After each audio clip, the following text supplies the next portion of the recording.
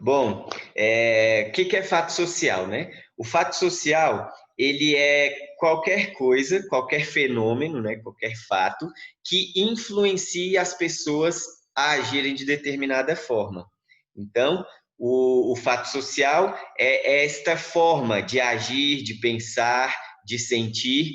E aí o mais importante do fato social é que ele vem de fora para dentro do indivíduo. Então, qualquer coisa que a sociedade te influencie a fazer é um fato, por isso social, certo? Então, nós aqui no Brasil, foi o exemplo que eu dei, falamos português. Recebemos esse idioma dos nossos pais, das nossas famílias, das pessoas que estão à nossa volta. Nós não escolhemos falar português como uma língua nativa, né? Eu não poderia, eu não escolhi aprender inglês ao invés, eu não escolhi aprender português ao invés do inglês. Então, falar português no Brasil é um fato social, tá dado. É a sociedade que me leva a fazer isso. Usei o exemplo da calça jeans também. É, ninguém obriga a gente a comprar calça jeans, mas de certa forma é praticamente impossível se encontrar alguém hoje no Brasil com mais de 15 anos e menos de 35 que não tem uma calça jeans. Então, somos obrigados a comprar calça jeans? Não, mas de alguma forma a sociedade nos influencia a fazê-lo. É um padrão estético, né, de facilidade, de praticidade que a calça jeans traz, e todo mundo usa, a gente acaba fazendo o mesmo também. Então você vai no shopping, vai sair um pouco, você acaba colocando a calça jeans que você tem no guarda-roupa. É um fato social. Estão me acompanhando? Estão aí ainda? Sim. Beleza. E aí, falei também sobre fato social normal e anormal. Alguém ainda lembra a diferença entre eles? Que eles têm a ver com a história?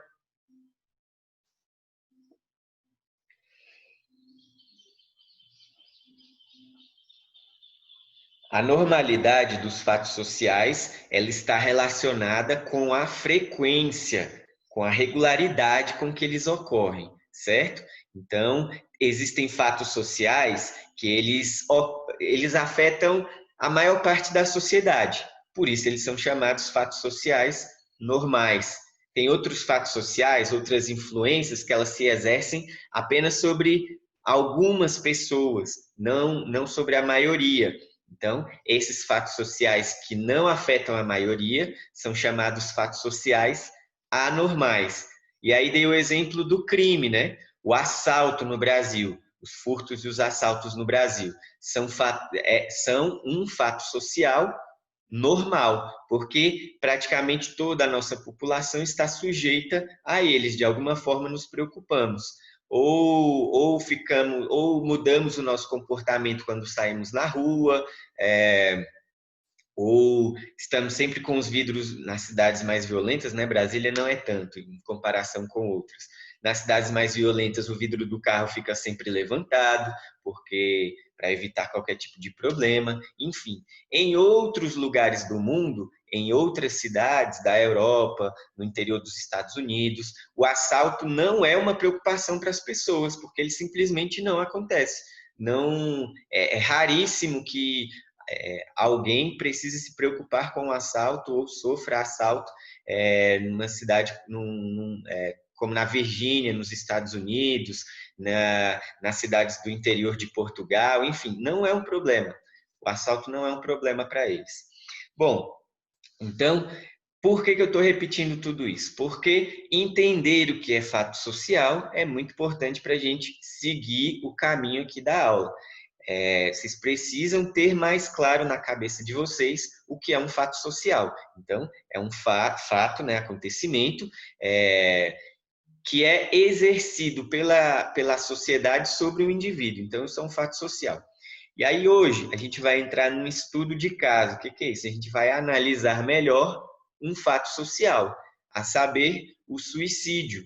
Então, o Durkheim tem um trabalho extenso também de análise do suicídio.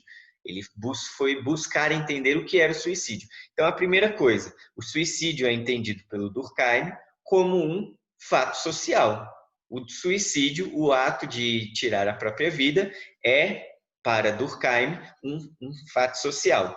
Por que ele está dizendo que é um fato social? Porque o Durkheim está dizendo que o suicídio é algo tão comum, tão frequente, acontece em tantos lugares e em tantas épocas diferentes, que não que o Durkheim conclui que ele não é apenas uma decisão individual, não é apenas uma pessoa que resolve tirar a própria vida. A sociedade, de alguma forma, o influencia para que ele tome essa decisão. Então, isso significa analisar o suicídio do ponto de vista de um fato social. Estão acompanhando? Estão aí comigo? Sim. Beleza. Então vamos lá. O Durkheim, ele propõe tipos de suicídio.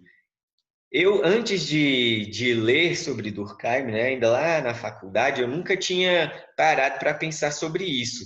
Existem categorias, existem grupos de suicídio, onde nós podemos classificar o suicídio de acordo com esses grupos. É o que o Durkheim está propondo. Então, ele propõe basicamente três tipos de suicídio. Três tipos. Para o Durkheim, existem três conjuntos de ações, três motivações principais que levam uma pessoa a tirar a própria vida. O primeiro tipo, a primeira categoria, a primeira classificação de suicídio que o Durkheim propõe é o suicídio egoísta.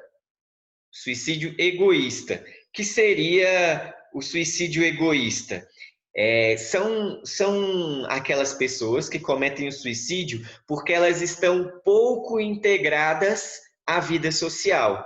Então, ela não tem muitos laços ou com familiares, ou com igreja, ou nenhuma outra instituição que a integre, que deixe com que ela se sinta confortável, que ela goste da própria vida, né? Então, o primeiro tipo de suicídio é o suicídio egoísta, segundo Durkheim. Então, suicídio egoísta. A pessoa está pouco integrada à vida social. Então, ela se sente muito sozinha, muito solitária, não há razão para ela continuar vivendo, então ela tira a própria vida. Esse é o suicídio egoísta. O segundo suicídio que o Durkheim propõe é o suicídio anômico. Inclusive, se vocês quiserem anotar, deixo aí como sugestão. A próxima atividade avaliativa que vocês vão fazer, né? Provavelmente, deixa eu ver aqui no meu calendário. Eu ainda estou vendo se vai ser na semana que vem ou na próxima. Acho que vai ser na semana que vem. Semana que vem, isso. Na semana que vem, nós teremos mais uma atividade em grupo, né? Que vai avaliar em grupo não, uma atividade avaliativa, vai valer nota, né? Fizemos o trabalho do vídeo e aí vai ter mais uma agora, semana que vem. Beleza, então, primeiro tipo, egoísta. Segundo tipo do suicídio, anômico. O que é o suicídio anômico?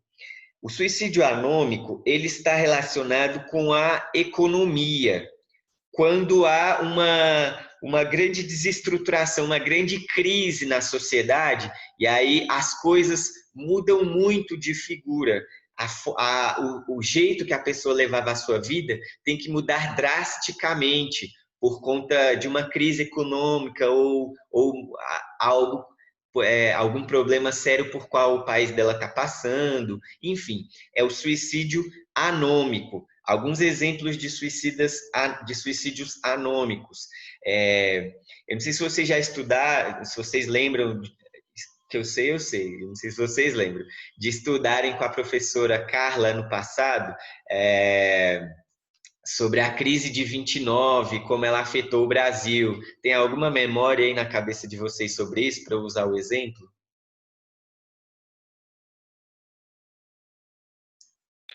Foi aquela crise que envolveu a Bolsa dos Estados Unidos? Exatamente, exatamente.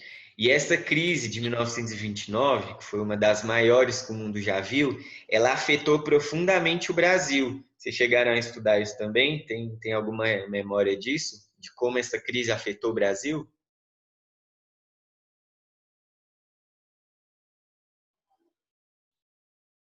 Pelo jeito, não. Mas, enfim, O principal produto de exportação do Brasil, a economia do Brasil girava toda em torno do café. Então, o Brasil funcionava à base do café, né? Produzir café, tratar o café, né?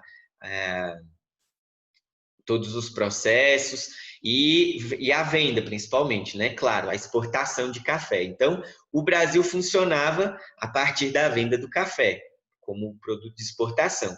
Quando os Estados Unidos quebraram, lá em 1929, o Brasil entrou em crise junto, porque os Estados Unidos era o principal comprador de café do Brasil na época. Então, a economia brasileira entrou em colapso e muita gente perdeu o emprego, muita gente foi para a miséria, muita gente passou fome, muitos homens ricos da época foram à falência, perderam tudo que tinham, porque o seu dinheiro, né, a sua renda estava relacionada ao café. Então, só para vocês terem ideia, o governo na época chegou a queimar armazéns, né, cheios de sacas de café para conseguir subir um pouco o preço do produto. Então, o governo comprava o café das pessoas dos produtores, dos fazendeiros, e queimava o café para subir um pouco o preço, né? Para diminuir a quebradeira em que os fazendeiros estavam. Por que estou falando tudo isso? Para dar o exemplo do suicídio anômico que o Durkheim propõe. Nessa época, no Brasil, dezenas de pessoas, de fazendeiros ricos, cometeram suicídio por conta dessa crise, porque eles perderam tudo, não conseguiriam mais sustentar as próprias famílias, então entraram em desespero, tiraram a própria vida. Este é o tipo de suicídio anômico, está relacionado a alguma grande crise. Outro exemplo, a Venezuela, para comprar 2 ou 3 pães. Enfim, a Venezuela hoje passa por a pior crise pela qual já passou. Então, os índices de suicídio lá na Venezuela, por conta disso, tendem a estar bem altos. Não tem estatísticas oficiais, né? Porque o governo da Venezuela, por ser uma ditadura, ele tende a mascarar os números, mas pelos relatos que aqueles que fogem da Venezuela dizem, né? Os índices de suicídio por lá estão bastante altos, estão aumentando muito. Esse também é um tipo de suicídio anômico. Então, repetindo, suicídio egoísta, quando a pessoa não tem vínculo suficiente, ela se sente solitária, ela não se sente parte de nada importante. Então, é o suicídio egoísta. Segundo tipo, suicídio anômico, relacionado com alguma grande crise, com uma crise econômica ou fugitivos de guerra. Esse exemplo é bom também. O suicídio anômico, ele é comum também entre imigrantes, entre pessoas que têm que deixar o seu país, abandonar o seu país por conta de uma guerra, de uma doença, e acabam tendo que migrar para outro país. E aí ela não consegue se acostumar direito, perde, né, os laços que ela tinha lá na sua antiga pátria, no seu antigo país, e acaba cometendo suicídio também, não consegue lidar com todas essas mudanças. É um tipo de suicídio anômico também. Então, primeiro tipo, egoísta. Segundo tipo, anômico. O terceiro tipo de suicídio que o Durkheim propõe é o suicídio altruísta. Altruísta. Vocês já ouviram essa palavra? Talvez seja uma palavra que vocês já conheçam. Sabem o que é altruísmo?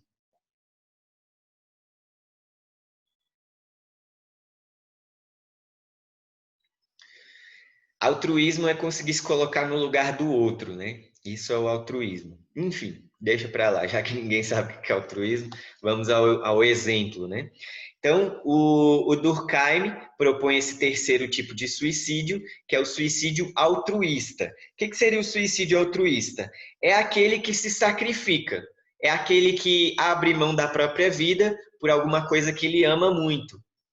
Normalmente, uma instituição, uma religião, um partido político, um imperador, né? Ao longo da história, muitas pessoas deram a própria vida para salvar para lutar pelo seu rei, pelo seu governante, enfim. Esse é o suicida altruísta. Como exemplo clássico do suicídio altruísta, talvez vocês se lembrem também das aulas da professora Carla do ano passado sobre Segunda Guerra Mundial, dos kamikazes japoneses. Lembram deles? Sim. Pode dizer, Guilherme, Sim. o que é um kamikaze?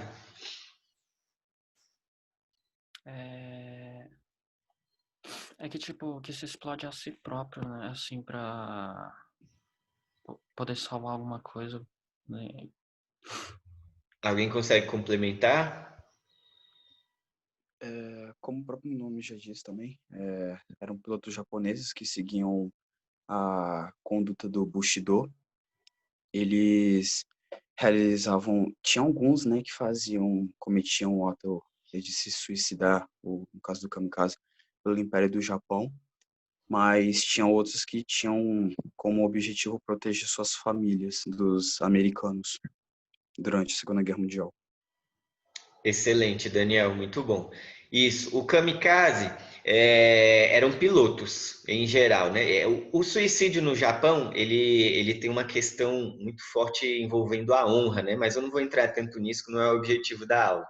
Mas o que eram os kamikazes japoneses? Eram pilotos de avião que decolavam com seus aviões carregados de explosivos, né, de bombas, e eles arremessavam suas aeronaves contra os porta-aviões, contra os navios americanos, norte-americanos, durante a Segunda Guerra Mundial. Então, inclusive era prática comum dos kamikazes decolarem apenas com combustível de ida. Então, ele já saía, ele já funcionava o avião sabendo que não voltaria. Então, ele ia realmente numa missão suicida. E os kamikazes japoneses, de fato, promoveram grandes estragos, né, nas tropas, no efetivo militar dos Estados Unidos à época da Segunda Guerra Mundial.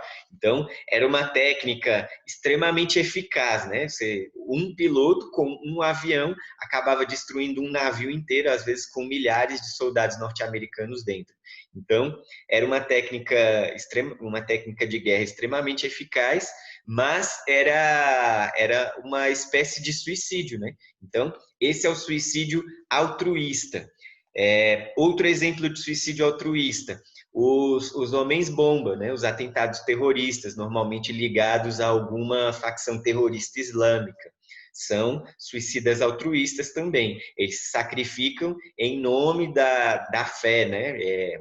Tem uma recompensa que eles esperam receber, mas enfim, o fato é que eles acabam com a própria vida para defender aquilo em que acreditam, né? Então, é um tipo de suicídio altruísta também.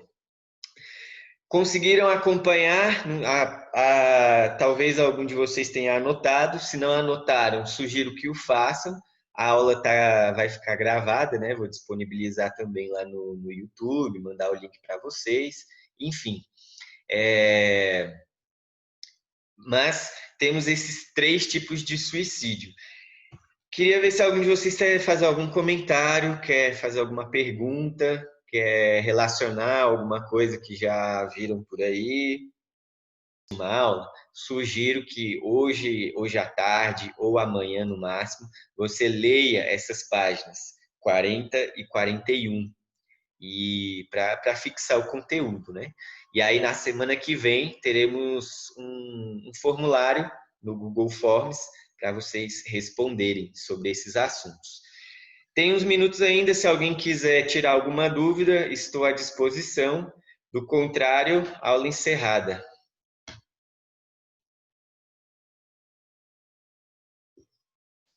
Tudo certo? Ninguém? Guilherme, quer falar alguma coisa? Sem dúvidas. Não tô com dúvida. Então, beleza. É isso, pessoal. Daqui a pouco, lá para as 9 horas, eu vou mandar lá o link dessa aula lá no sistema para vocês, lá no Delta. É isso. Tenham um bom dia, sejam responsáveis, sejam santos. Até mais. Tchau, professor. Tchau, pessoal. Até mais. Valeu.